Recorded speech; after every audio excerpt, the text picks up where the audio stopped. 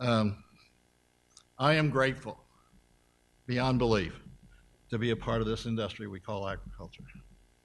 It is a place where there are numerous ways, career paths, directions that one can go to be a contributor, to find challenge and to find reward for one's personal commitment to the service of mankind.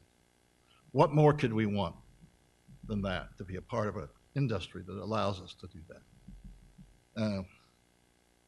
At the age of 15, my goal was to be a student at the University of Missouri, regardless of whether it's a good degree or not. That was my goal.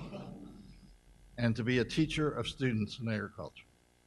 Now, some of you in this room know Max Miller. A few of you. Max Miller was not working for 4-H at that point. He retired a few years ago from Missouri 4-H. But when I was 15 and 16, he was my ag teacher. And he was my inspiration, my model, my reason for going to college, and my reason for wanting to be a student, a teacher of students. At the age of 21, I achieved that goal, and I began my teaching career in Dearborn, Missouri, just up the road, a few miles up the road. And I learned something really quick. I had been taught this in college, but I learned it more quickly in the classroom. And that was that if you're going to be effective as a teacher, you better be effective as a student. I think that has application to life in general. Whatever career path I've been on over the last 5 decades, I found myself having to learn, continuing to learn and to share that learning with other people by way of all the things Harry talked about. Through farmland and through 4-H, through Campfire, I never had a job that I didn't love. I was fortunate. Now, there were days, of course. But in reality, every spot I went, I had an opportunity and a way to make a contribution. Along the way, though, however, I found that there were a lot of factors that played on how well I liked or didn't like that job, and perhaps even how I got here today. When I think back and reflect on the things I've learned that are most important, there are 2 words that come to mind. One of those is friendship and teamwork. There was some reference to the fact that I stand here today working for a most exciting organization called Agriculture Future America because of friendship. I got a number of calls from a headhunter 20 years ago this fall, believe it or not. It's been 20 years. Hard to believe. He told me why he was calling, and I laughed and I said, no, I'm not interested. That idea won't work. That was AFA we were talking about. And so he was persistent. He kept calling, and he kept calling. I had my conversation with Mr. Kleberg, and finally I relinquished, thankfully, and went and met with Sandy Kemper. In that process of meeting with Sandy and with Crosby and understanding really what Crosby's vision was all about, not what the media said it was all about, but what he really had in his heart. And so I became a part of this team. At that point, the team was me, Sandy and Crosby. I started my first day on the job almost 20 years ago, and I was handed 5 folders. That was AFA 20 years ago, 5 folders. We didn't have an office, we didn't have a chair, we didn't have a phone. I worked out of a conference room at UMB that was scheduled for other meetings. And literally, I had a cardboard box on top of a rolling cart, and when the meeting was called, I had to roll out into the hall and wait until the meeting was over. And we did that. I did that for 6 months. I jokingly tell my staff today, it was a lot easier then to have a staff meeting. I just had to look in the mirror.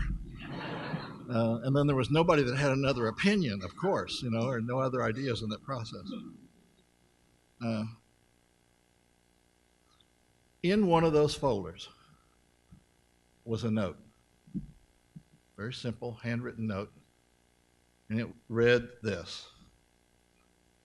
It was to Crosby. It was a note to Crosby, and it read this: Crosby, if you're going to do this thing, hire Russ Weathers. Signed, J. Dillingham. I then understood why the headhunter had been persistent in calling. So when we talk about friendship and the relationship and the things that we talk about at AFA with our students every day is that you never undervalue your network. Agriculture is built on networks, relationships, and friendships. Then the other piece of all of that, over those years progressing along, I've had the privilege of working with Sandy and Crosby, the rest of the Kemper family. But it took, if you will, a lot of resources and relationships. The men and women who came from academia and who came from agribusiness to serve on our board of directors represent some of the largest corporations and interests in this country. It came because they could indeed embrace the vision that Mr. Kemper had. And that was a little bit what Bud alluded to. This industry needs human capital as much as we need financial capital. And without a process of strategically identifying and feeding talent into our industry, we run the risk of losing our ability to stay as the global leader. That was what Mr. Kemper was all about. Once I understood that, I was glad, I was proud, I was eager to be a part of that vision. Kemper family, board of directors, staff, business associates, etc. It's been a terrific team experience. This is not about me. You know, the fact that I, in my life, believe that I have had the great fortune to be a teacher from the age of 21 all my life, in some way or another. But to be a part of a team that shared the vision of starting from 5 folders to the fact that today this organization, Agriculture Future America, annually serves 1,500 college men and women from 40 states, from over 200 colleges and universities over the last 20 years, awarding nearly $10 million in academic scholarships to nearly 12,000 young people. Being a part of that team process, there could be nothing more rewarding other than receiving this award today.